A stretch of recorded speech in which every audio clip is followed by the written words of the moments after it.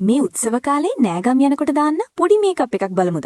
හැමෝම අහන විදියට ප්‍රොඩක්ට්ස් ගොඩක් නැතුව විනාඩි කිහිපයකින් ලස්සන වෙන්න පුළුවන් මෙහෙමයි.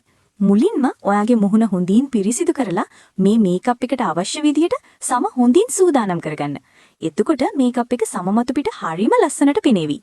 දැන් වැදගත්ම දේ සන්ස්ක්‍රීන්. හිරු එළියෙන් සම ආරක්ෂා කරගන්න වගේම සමේ තෙතමනේ රඳවා ගන්නත් මේක ගොඩක් වැදගත්. ඊළඟ ස්ටෙප් එක BB ක්‍රීම්. ෆවුන්ඩේෂන් වගේ බරගතියක් නැති නිසා සමට හරිම සැහැල්ලුයි. මුළු මූණෙම පොඩ තිත් විදියට තියලා ඔයාගේ ඇඟිලි තුඩු පාවිච්චි කරලා හොඳට බ්ලෙන්ඩ් කරගන්න. ඔයා කැමති නම් බියුටි බ්ලෙන්ඩර් එකක් හරි බ්‍රෂ් එකක් හරි පාවිච්චි කරන්නත් පුළුවන්. මේකෙන් ඔයාගේ ස්කින් එකට ලස්සන ඒකාකාරී පෙනුමක් ලැබෙනවා. ඊළඟට ෆේස් පවුඩර් එකෙන් මේ මේකප් බේස් එක සෙට් කරගන්න. විශේෂයෙන් සම තෙල් සහිත නම් මේ පියවර අනිවාර්යයි.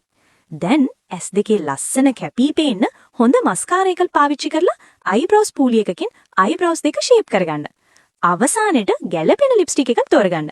තොල් වලට වගේම කම්මුල් වලටත් පොඩ්ඩක් පාවිච්චි කළොත් එකෙන් ඔයාගේ කම්මුල් වලට ලස්සන රෝස පාටක් ලබා ගන්න පුළුවන්. මේ වීඩියෝ එක වැදගත් කියලා හිතෙනව නම් තව කෙනෙක්ට බලන්න ෂෙයා කරන්න. මේ වගේ තවත් දේවල් දැනගන්න අනිවාර්යෙන්ම අපිව ෆලෝ කරන්න.